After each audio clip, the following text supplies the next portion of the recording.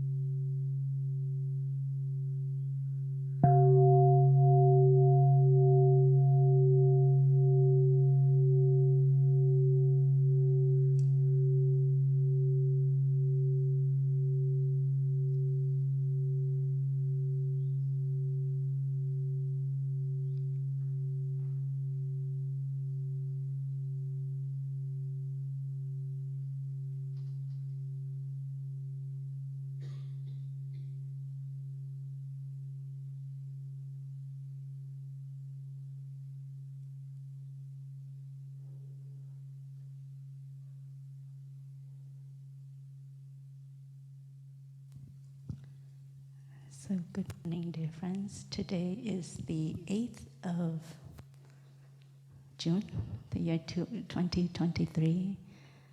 We are in Upper Hamlet for a day of mindfulness, and also on the last day of the retreat for the Asian diaspora. I actually was assigned. We divided the Dharma talks, and this Dharma talk had a topic, which was finding our true voice. But so many things have come up in this past week that I thought maybe I'll change it. And today, maybe I thought I would just talk about love. It's such a big topic, and I think there's such a huge need that I picked up this last week that we talk about the subject of love. It doesn't necessarily have to be romantic love. We have all kinds of love. There's all kinds of love. Love for oneself, love for one's parents, for friends, for the planet, for our partners, sometimes for our ideals, etc. And we have each one of us, and I also have been touching this in myself the last week, our real deep need to be loved, and also to love. And I've been reflecting quite a lot. How am I approaching love? And how am I and what are the many different kinds of ways that I continue to look for it in my daily life, or what are the many different ways that I can express it in my daily life. So that has been coming up quite a lot for me these last few days. When I first came to Plum Village, and there was a calligraphy of Tay, it said, "Love is understanding. Understanding is love." And that kind of made me take a step back, because I'd never thought of love as understanding, or I never thought of understanding as being love itself. Because, well, in my very unimpressive education, I came to have the impression that love was more about feelings, things like that, what happens in the body, what happens in your feelings, but I never really thought about love as being understanding. And that feeling understood is a very important part of being loved, of feeling loved. So that kind of, that calligraphy from Tay became a little bit of a koan. I really sat on this. And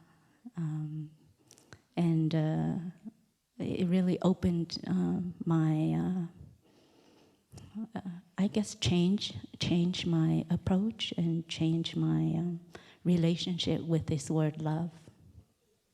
And I know that Tay, at one point, he said, there are the word love. It's so misused nowadays. It's so it's sick. The word love is a little bit sick in how we use it, because a lot of times we use it. I love tea, or I love coffee, or I love stickers, or something like that, and. Or, it could be used a lot to express desire, or wanting to covet something, own something. And so it's a bit infected. And he said we have to learn how to restore the health of the word love. We need to learn how to make the word love healthy again, in the way we think about it and also in the way we use it. And he also said something else that I found very powerful, which was love, it also needs food to survive. Love needs food to survive. This is a very central part of the Buddha's teaching. The Buddha said, everything needs food to survive. So including love. Love also needs food to survive. And imagine if we are in a relationship and every day you just hear your partner nag, or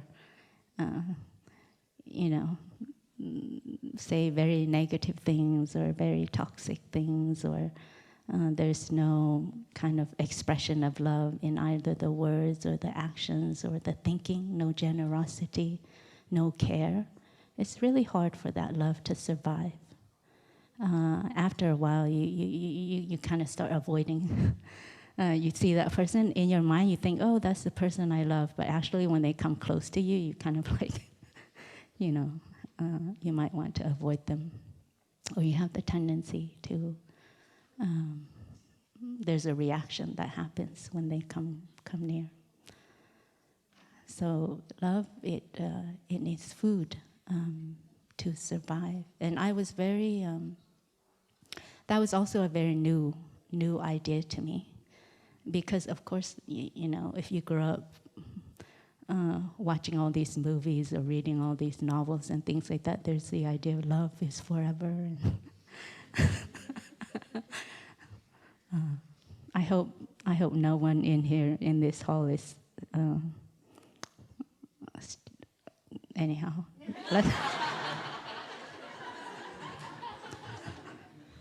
I can't say that because I realize I'll be excluding. Anyhow, that idea is something that we can explore together. Is love forever? Anyhow, love, it needs food to survive. And one of the kinds of foods that we often feed it are also our ideas. We have many different ideas about love, what love is, and also many ideas. For instance, the idea that love is forever, or that it needs to last, right, is a kind of concept, an idea that we've inherited through our education, through our culture, through whatever it is. And so many different ideas that we have about love. And we kind of have to take some time to examine these ideas because they are the kinds of food that we are feeding our love.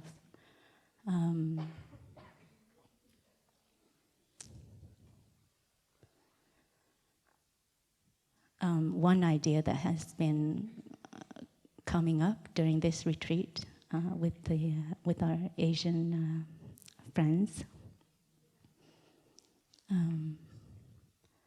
is the idea that maybe we need to become more proficient or fluent in our mother tongue in order to love our parents better, in order to love our people better, in order to understand just our family members, our grandparents, our parents. So this idea of becoming more fluent might help us to love our parents more. That is one idea. And it kind of defines how we approach our parents right away, right?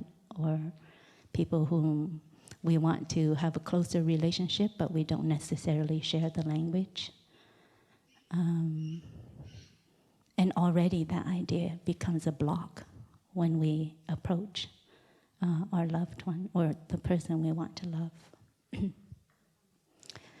And when I was growing up, I also had the same feeling because I came to the United States at a very young age. I was 5, and my parents were very busy. And so basically my brothers and sisters and I, we babysat ourselves. And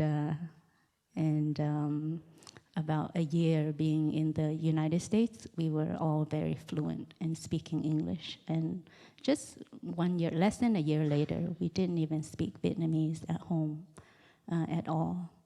And of course, we didn't see our parents very much because they came home very late at night, or we would just see them around the dinner table. So it's just, have you eaten? Come eat. It's like, so, you know, so I was exposed to a very, very narrow set of vocabulary in Vietnamese growing up, mostly centered around meals and food and, you know, I know pho and bún bò Huế, all those things. So the names of food are very familiar. But in terms of talking about thoughts or ideas or emotions, I didn't really have the vocabulary for it in Vietnamese. And so I grew up, not speaking so much Vietnamese. And I remember one of my greatest allergies, the biggest kind of suffering that I had growing up was every time we had traveling monks or nuns and they would come, my parents would invite them to our home, or we would meet them at the temples or things like that, or not just traveling monks and nuns, but like we had uncles or whoever of my parents or older generation, whenever they visited, the first thing they would always say, you need to learn Vietnamese. Don't forget your roots. And this was the one line that I became extremely allergic to when I growing up. because by year one, I'd already forgotten a lot of the Vietnamese that I knew, and we just spoke English. So by the time I was 10, 11, 12, and hearing this, you need to learn Vietnamese. You shouldn't forget your roots. I wasn't in an environment where I could learn Vietnamese. There was no pretext to speak Vietnamese. And so I just became really allergic. Why are you making me, learn this language? And I didn't really see the value in it, so I didn't pay much attention. And I remember it wasn't until I was at university, and I grew up in places where there were very few Vietnamese people around. And when I went to university too, there were just a handful of Vietnamese students. Occasionally I would see their names here and there, but I never knew who they were or where they were. And so, but one day I remember going through the student center, and from far away they just looked like a group of Asian kids. But then I walked closer and closer, and then I heard Vietnamese. This group of students were speaking Vietnamese, and I hadn't heard Vietnamese in months and months.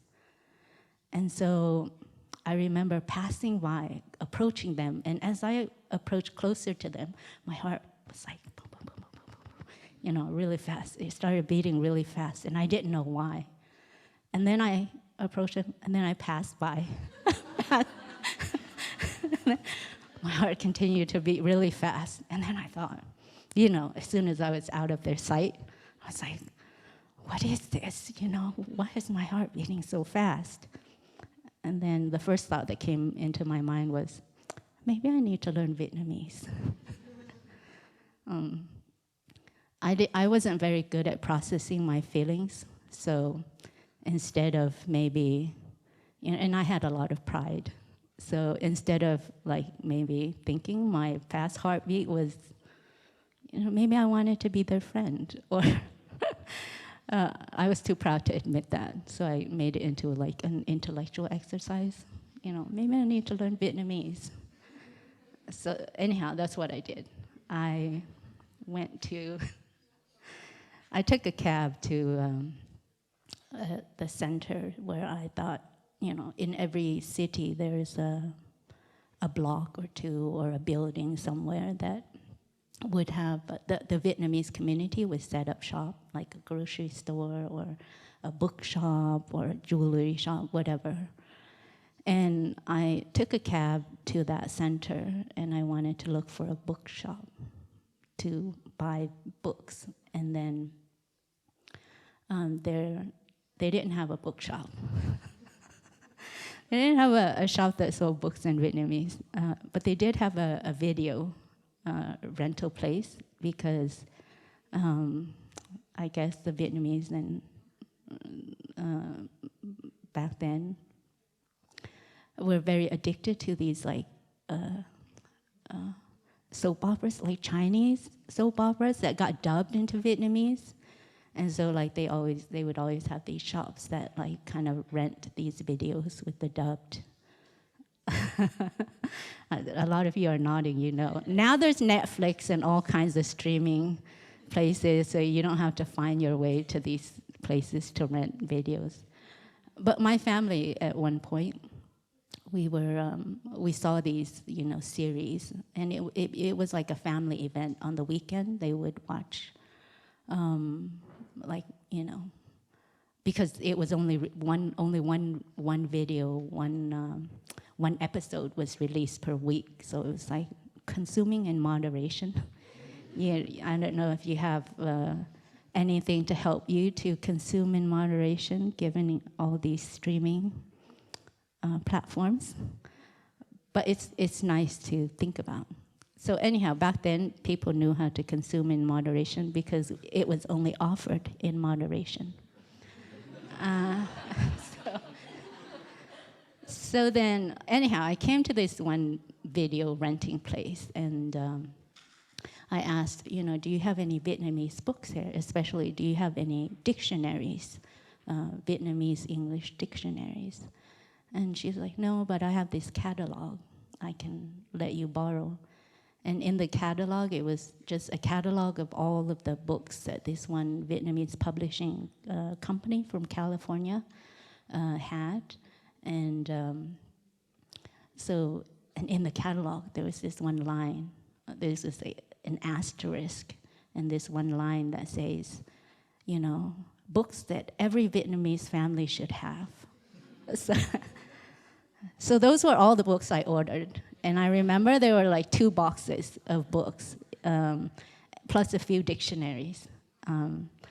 So it was the beginning of my learning Vietnamese kind of thing. But I kind of gave up. I had all the books, but it was really hard. I ended up reading the dictionary, and then I kind of lost inspiration. Because it was really hard, and it wasn't until I met Tay, in 1999, in my first retreat in Plum Village. That's suddenly, it was in Vermont, first retreat in the Plum Village tradition. And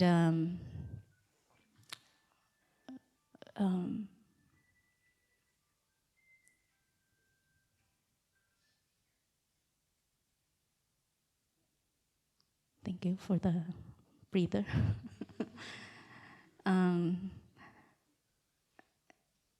It was the first time I was exposed to monks and nuns who didn't tell me I had to speak Vietnamese,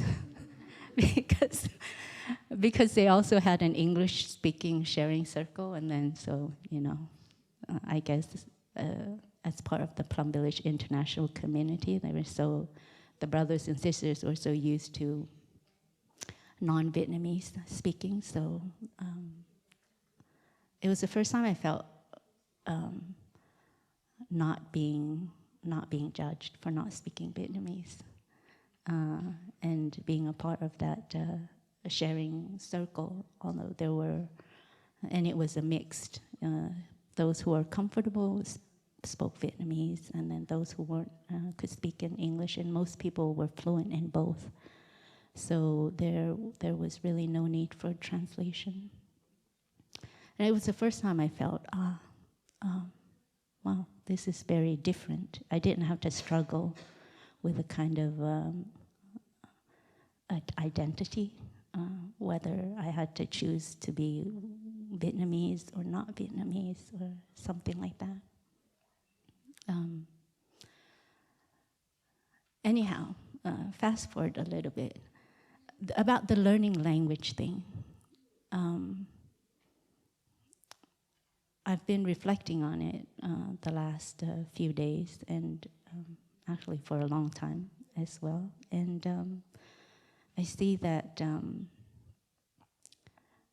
being proficient in a language, having proficiency in a language, although I would say it is very important in bridging communication and fostering more understanding.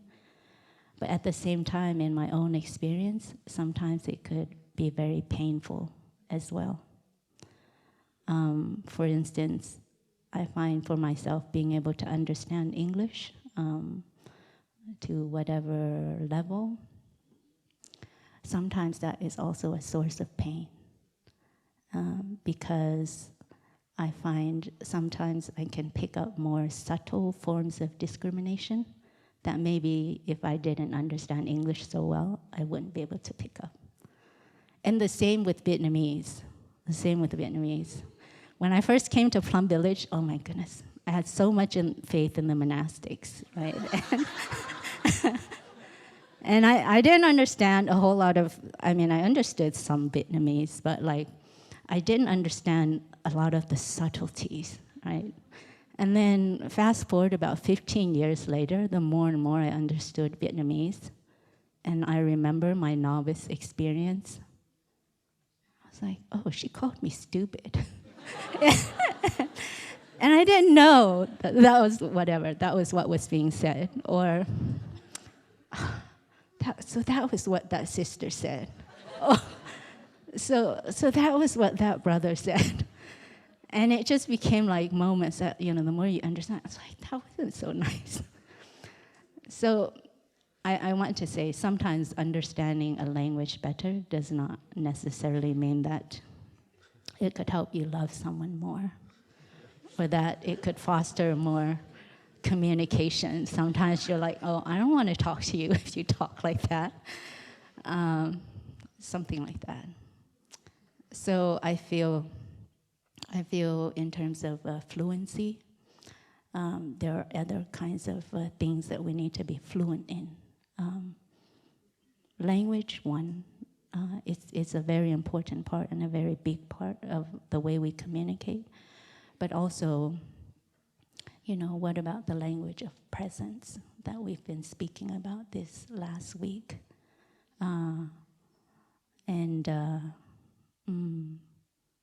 The language of love. You don't necessarily have to share a spoken language to be able to express love. And especially if we, know how to generate quality presence, we can already speak. The way we express ourselves through our presence is already very powerful. And it could also already be a very powerful offering of love, a very powerful expression of love.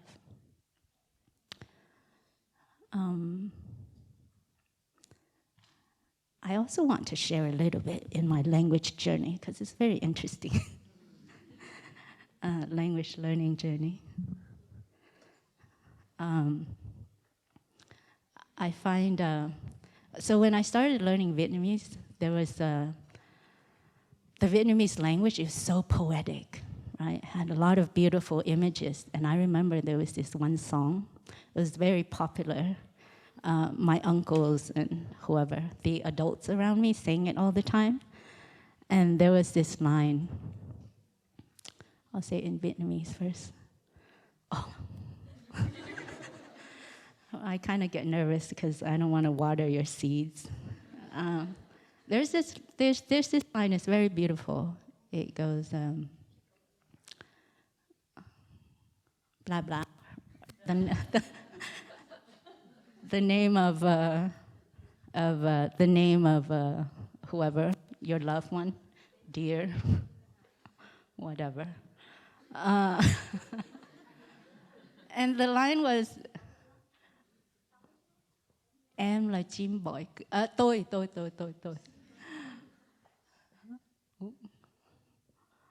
So the line was, tôi là chim bọi cả, em là bọng trắng ngà.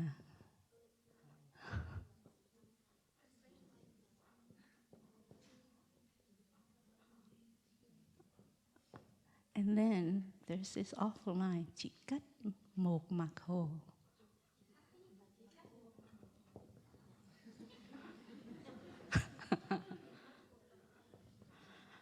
Mà muôn trùng chia xa.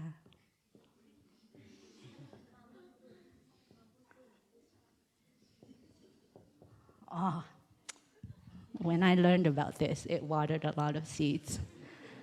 So the translation, the line is, it was a very beautiful image, and especially when I first learned Vietnamese, and I was like, oh, the poetry in the Vietnamese language is so powerful because of the visual, the imagery. It was so powerful. It's like, dear whatever, whoever, Ellen or Susan or whoever. It's like, I'm a kingfisher bird, right?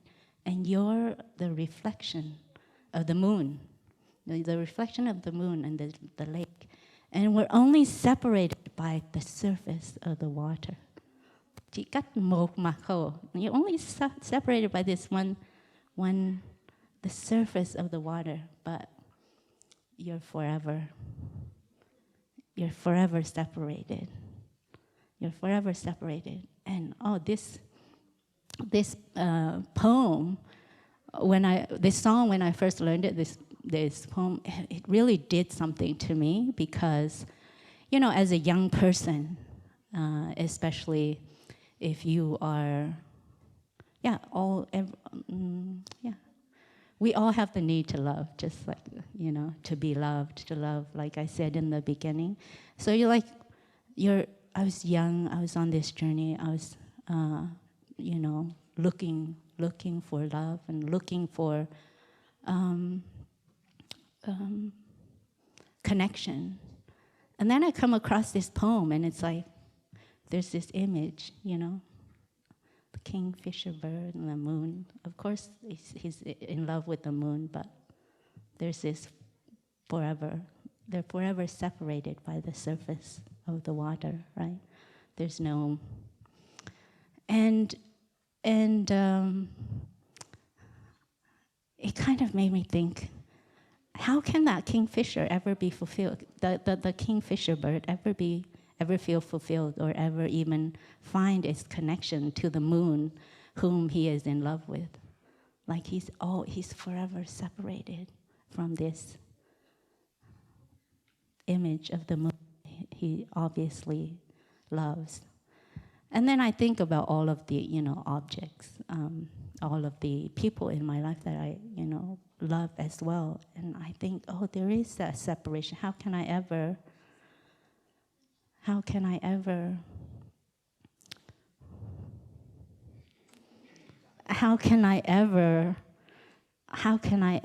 get to you?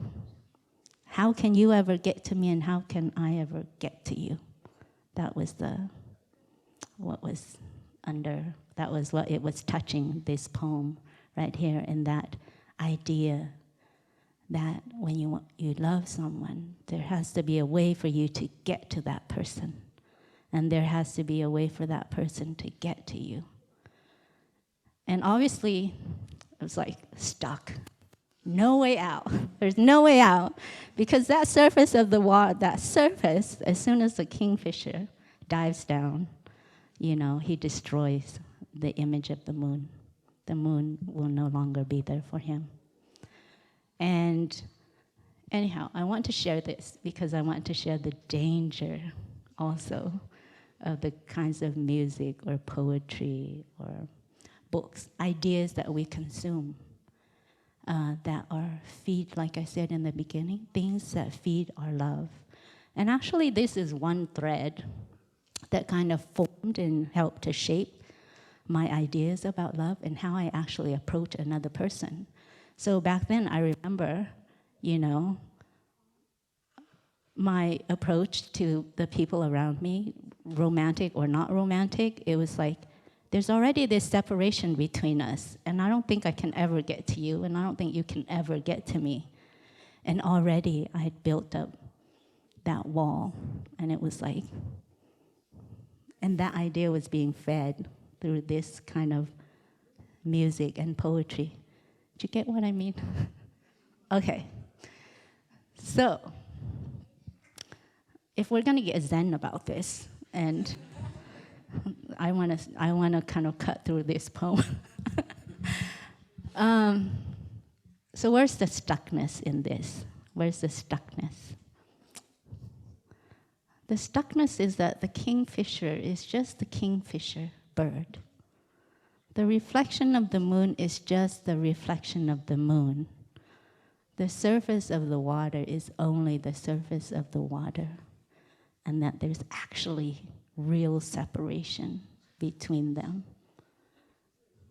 But when you look deeply into the kingfisher, the bird, the moon is already in him. The teachings of interbeing in Buddhism, we can look at this poem again and re-examine. Back then I didn't have the means.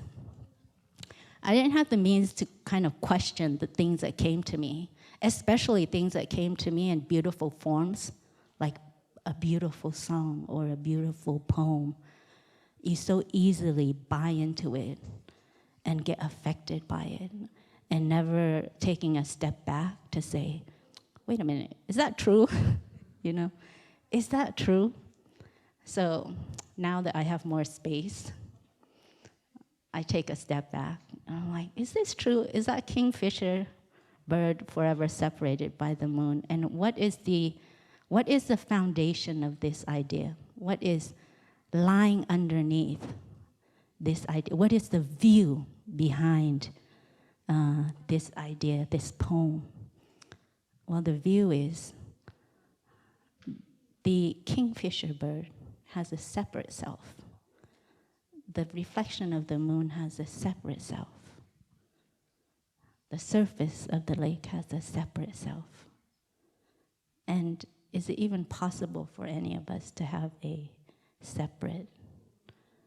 can exist separately by ourselves? That's impossible. Even, the kingfisher bird, when he looks at the reflection of the moon, and if he realizes the reflection of the moon is already a part of him, he hasn't interbeing with the reflection of the moon. That reflection of the moon cannot be without him, right? Without him, his seeing either. It cannot be.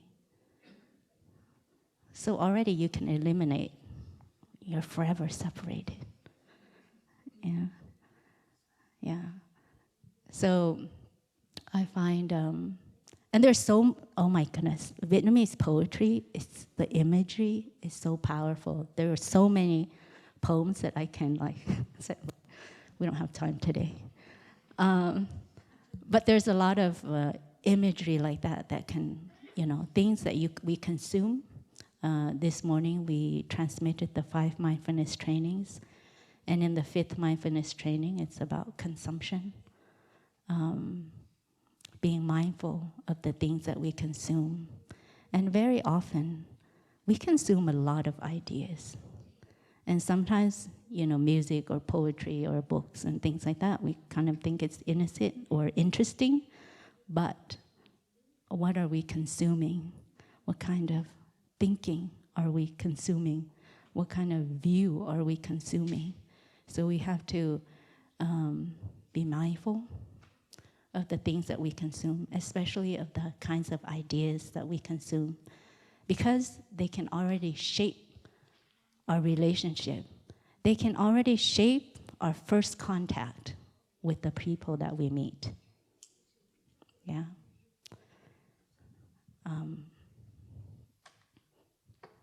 I've never spoken about this to anyone in the Sangha. It's just a part of my my language learning journey. Maybe we can have one sound of the bell.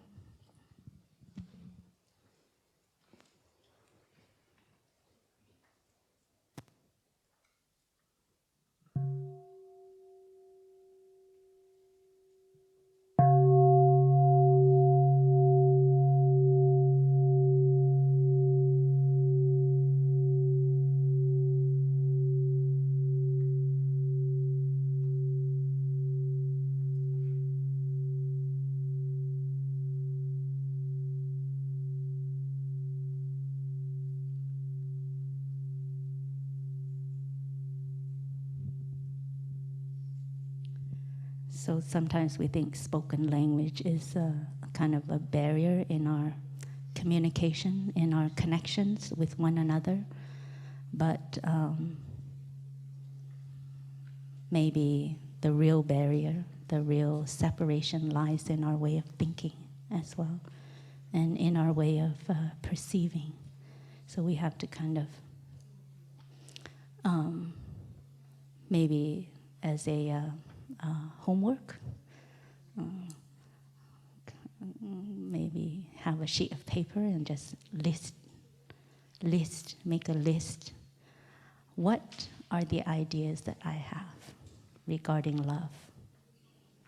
What kinds of ideas? What kinds of thoughts of, how do I define love? And how have how has my understanding of love, my approach to love, been influenced by the many different streams of ideas that I have inherited, whether it's through poetry, books, conversations, especially conversations, etc. So how are we feeding? How are we feeding our love? What kinds of ideas that we are feeding our love with?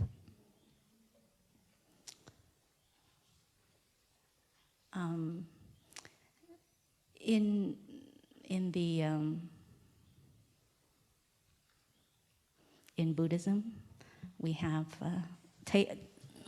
what we call the four immeasurable minds. So love in Buddhism is not just like a fluffy feeling. Or like, you get stars in your eyes when you see the other person. Sometimes it's very concrete as well.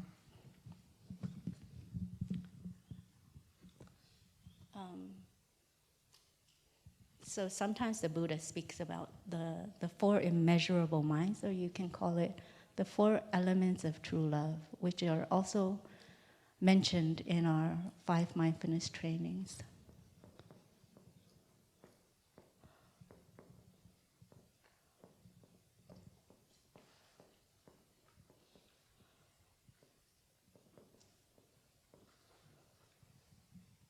Or the four.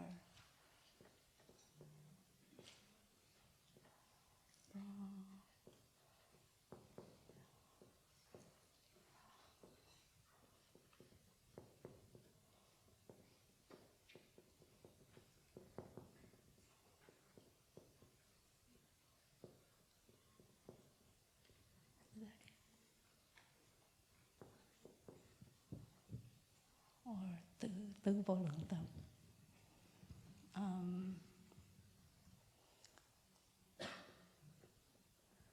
So in Buddhism, when we look at love, we identify like 4 different aspects that we want our love to include. And the first aspect is called loving kindness. Well, it's translated as loving kindness from the word maitri. Or in Pali, it's metta.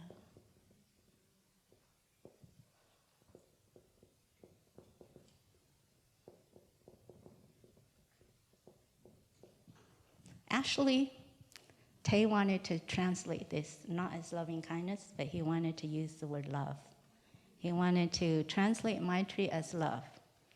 But because, like I said earlier, the word love, it kind of needs a health boost. It's become a bit sick, so then he couldn't use it.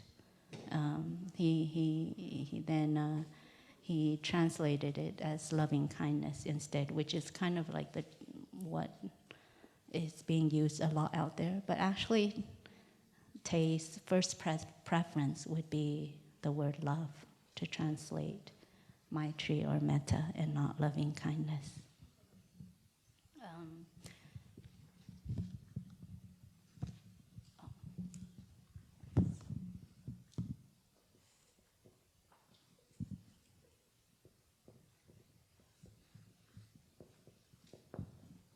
I hope you can read that. Okay, so it's Từ. And Maitri is the intention or the capacity to bring joy and happiness to the person you love. And this is very important. You can't say you love someone and you want to just hurt them all day. That is not exactly what you call love. At least not in the Buddhist understanding of the word love. So love, it includes Maitri, which is the capacity to bring joy and happiness to the person we love. And this week we've explored many different practices that can help us to cultivate our presence, cultivate our quality presence, so that we can really be there for ourselves and to identify in ourselves what is it that we need to feel cared for, to feel loved in this moment. Something as simple as listening to the bell, coming back to our body, and just identifying the tension that's there in our body and finding a way to release that tension. That is already an expression of care and love for our body. And that requires our presence, right? So, let alone another, our mother, our father, our loved ones. How can we be more present so we can identify what is it that we can do to offer them joy or happiness? And it doesn't have to be big. It could be something very simple. I know that for my mother, all it takes is for my brother to put his hand on her shoulder. It's then she starts beaming. She starts beaming. So sometimes it doesn't take a lot.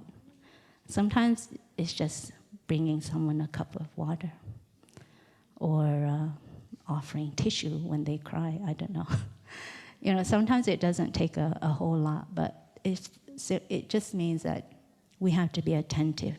We have to be present enough to identify what are the small and big things that we can do to offer our loved ones some joy and happiness.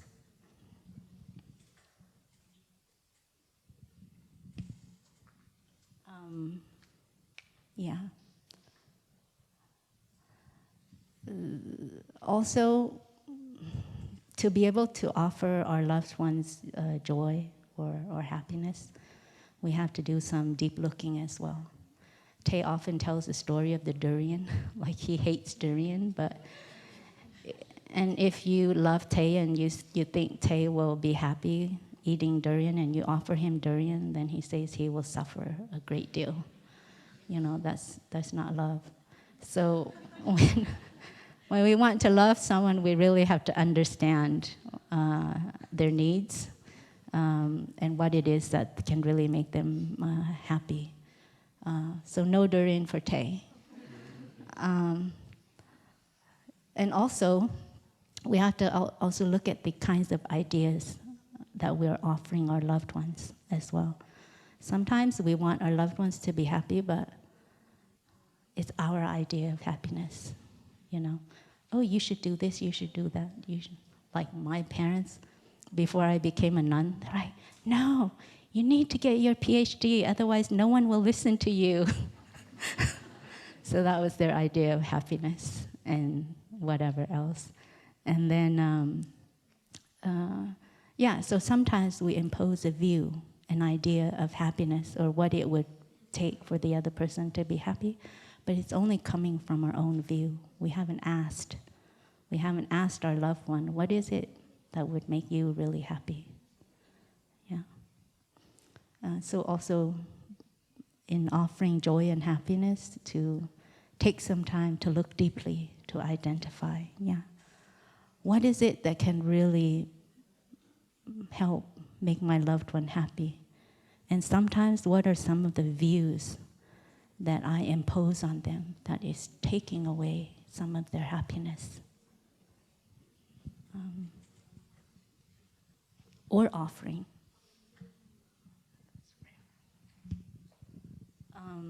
So the second element is of true love is compassion or karuna.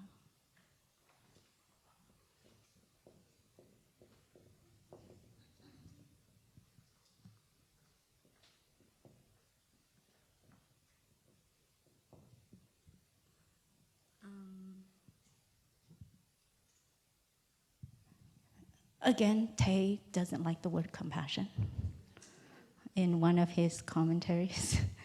The word "com" means to be with, to be together with, and passion is to suffer. So to suffer with, to suffer with. But the word karuna means the intent and the capacity to relieve the suffering, to relieve and transform the suffering. And I find very often, recently, I find, or I have the impression that the word compassion is kind of used synonymously with acceptance. Or you hear things like, oh, I find it so hard to have compassion for that person. But actually it means I find it so hard to accept them. Not necessarily, or their ways of being or doing that are harmful or whatever. But it's not necessarily, the word compassion is kind of not used in the right way, I would say.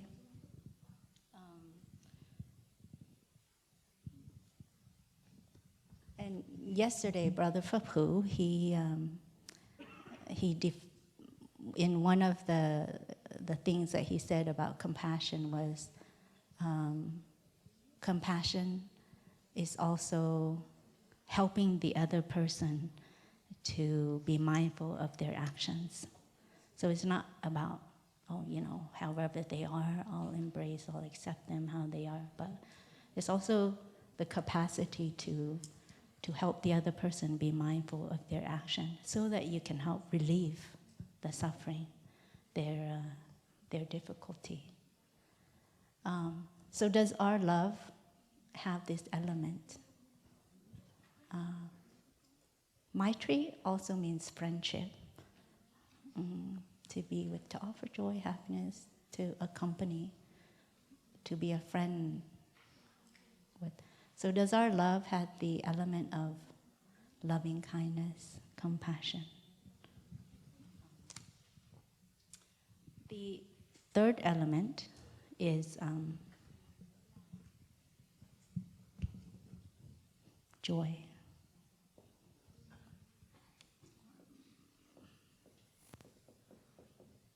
Mudita.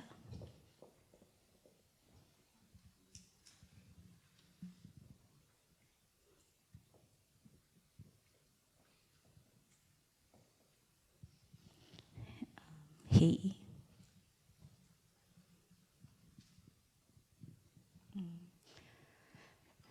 So,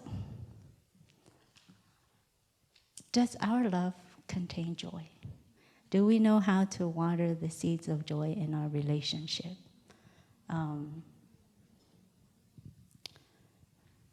Tay says, if you are in a relationship and the other person makes you cry all day, you have to think again about that relationship, because our love also needs to have an element of joy. And we have to kind of train ourselves in the capacity to be able to generate a moment of joy. And there are many ways we can do it, generating a moment of joy. It could just simply be coming back to the present moment and recognizing what is there. Sometimes coming back to our relationship and recognizing what is not wrong with the relationship right now. What is going right with the relationship right now? That can also be a source of joy. So mindfulness can also be a source of joy. To be able to generate joy, mindfulness can be a source of joy. Just coming back to the present moment, recognizing the things that are going well right now, the conditions of happiness that we have right now. And I also find, so mindfulness, concentration, insight, or understanding, they can all be sources of joy. And letting go can also be a source of joy. Letting go can also be a source of joy. I'll give an example of what I had to let go of like 4 days ago. So we have a group of Vietnamese architects who are here. And they've been helping the Lower Hamlet to kind of with some of our designs for our nuns' residence or the master plan. And last week there was a retreat for Vietnamese. 2 weeks ago, 1.5 weeks ago, there was a retreat for Vietnamese business people. So the group of architects that came, they joined the Upper Hamlet in the retreat here. And then suddenly the brothers were like, oh, we also have master plans and building plans. Can you help us with this? So myself and a few other sisters were waiting in Lower Hamlet. I wonder when they're gonna come. And then the group of architects are helping in Upper Hamlet, right? So then, this brought up kind of like a storehouse of suffering for me. And I'll just share with you some of the thoughts that came up. Because already being from Vietnam or an Asian-speaking country, being from a patriarchal society, women are already, always number 2 or 3 or 4. Because sometimes you're behind the men, then the children, then, sometimes the elderly, men, children, or men, elderly, children, and then you're like always 2, 3, 4, 5. I don't know. And then also being in the monastery, with the inheritance of the patriarchal systems, ways of operating, etc.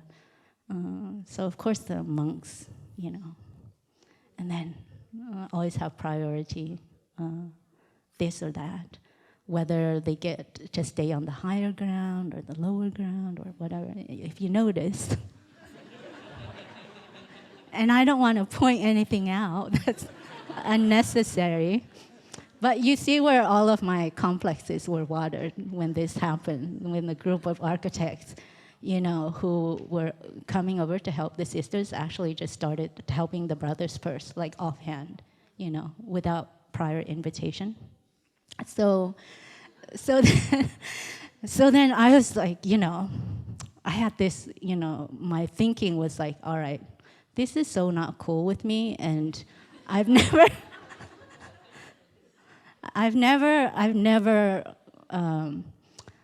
in any relationship, I've really never learned how to compromise. So as soon as something goes wrong, my immediate go-to plan of action is, how can I break up with you? So then, so I noticed the whole day I was thinking, how can I break up with this group of architects? And tell them I was not cool, with whatever happened. And then I just, allowed myself to go for a walking meditation.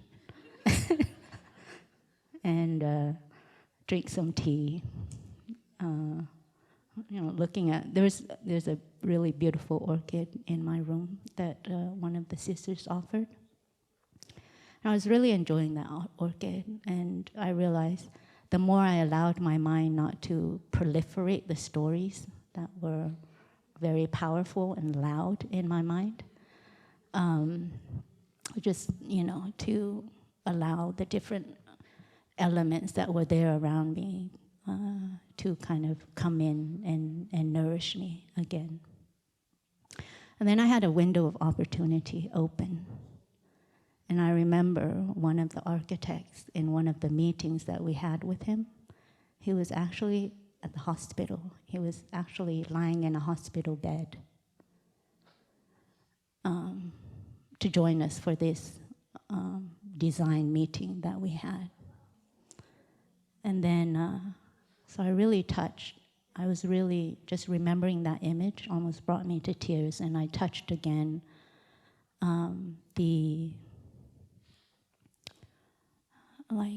wholesome and very kind beautiful intention and aspiration to help the sisters. And then I got away from the thinking, comparing. I want to be, if anybody works with the sisters, they have to know the mission of the sisters and identify with that mission and see how important it is to build a women's community in the West and blah, blah, blah, blah, blah. This whole, you have to identify with this mission, and that's my core value. And if you don't identify with it, I'm not working with you. So that kind of language and that kind of story, it as soon as that first image came up, it kind of broke through that story. And then I realized it had a lot to do with my way of thinking. And I don't have to think that way. I don't have to think that way. I don't have to be trapped by that way of thinking. And lucky for me, we were just on a retreat in Canada. And in one of my dharma sharing families, one brother who joined me in the dharma sharing family, we were with a group of climate activists. So there was a lot of suffering around and a lot of grief coming up for everyone. So everyone has a story about grief and planetary crises, the poly crises, and everyone had a story to tell. And then my brother, who was in the same sharing group, when it came to his turn to share, he's like, well, I don't think that way. That was the first line he said. It was very impressive for me. Oh, I don't think that way. I just worry about, how I can water my good seeds right now. How is my way of being? How can I water the good seeds in the present moment, in me and in other people around me right now? And that was like his way of thinking. I was like, oh, just that first line, I don't think that way, immediately is already very powerful and freeing. So it was a good thing that happened, because when the thing around the architects kept, and then I had the first window that opened with the hospital bed and things like that, and I remembered that line. Oh, it's true. I don't have to think that way, and immediately it freed me from the narration, the stories that were, many streams of stories, because of course, about Asian women, or about, being a nun, or about being first or second priority, or about values. All these things are just stories. And can I drop them? Can I let them go? So it's very powerful. Can we generate joy? Letting go is a very powerful way to generate joy, to access joy. Of course, actually, no one in my team knows about this story, and none of the architects know about this story. Oh, so am I gonna face a breakup moment after this Dharma talk? We'll see. So, third element, knowing how to bring about joy. Sometimes it just takes letting go of an idea to be able to access that. The fourth element is equanimity.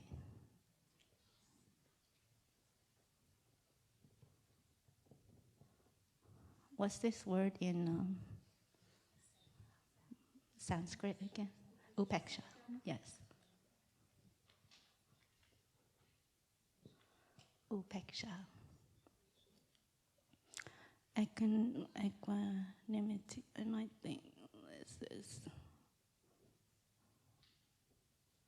correct? Sa. Okay. I have a Hong Kong sister to rely on. Sometimes translates this as inclusiveness, which could be a better translation. Or not excluding anyone from our love. It could also mean that. And also, inclusiveness can also mean, accepting the whole of the other person, not just the times when they're able to offer you joy or love or whatever, but in all their joys and happiness, in all their suffering and difficulties, we embrace the whole.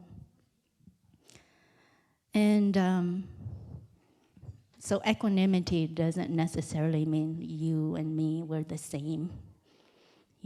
We're equal. And so it doesn't mean that. It means that in my joy, you're included. You're included in my joy. You're included in my happiness. You're also included in my suffering. And the same, vice versa. Your joy is my joy. Your happiness is my happiness. Your suffering is my suffering. That is also a deeper meaning of equanimity and inclusiveness. So, of course, when we love someone, if you're upset with your parents or whatever, the go-to line is, or when your parents are upset with you, the go-to line could be, I don't want to have anything to do with you. My mom, she's like, go find yourself another mother. That's like her.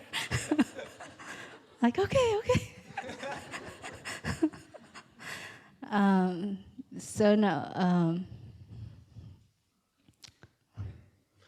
So anyhow, when we have difficult moments, we cannot just cut the other person off. We cannot cut the other person off. And it doesn't make sense to say, I have nothing to do with you, because obviously the suffering of that moment very much affects both parties. So how can we find a way to move through it? When we have a difficulty with our parents, for example, how can we process it so that their joy is included, their happiness is included, their suffering is included, also our own.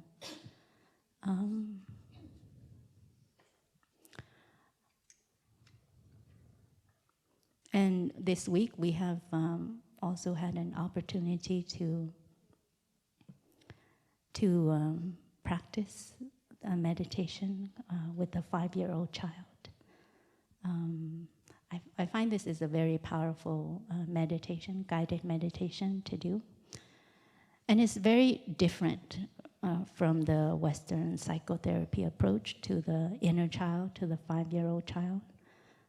In the Plum Village approach, when we use when we have the meditation on the 5-year-old child, seeing ourselves as a 5-year-old, vulnerable, fragile, easy to get hurt, etc. We are accessing that vulnerability, very much mirroring like ourselves when we were 5, etc. in the present moment. Because in this moment, we also have that vulnerability. So it's not about going back to the past and kind of losing ourselves in the past. It's coming back to ourselves in this moment, accessing our vulnerabilities of this moment. And we've carried those vulnerabilities since we were 5, 6, 7, etc.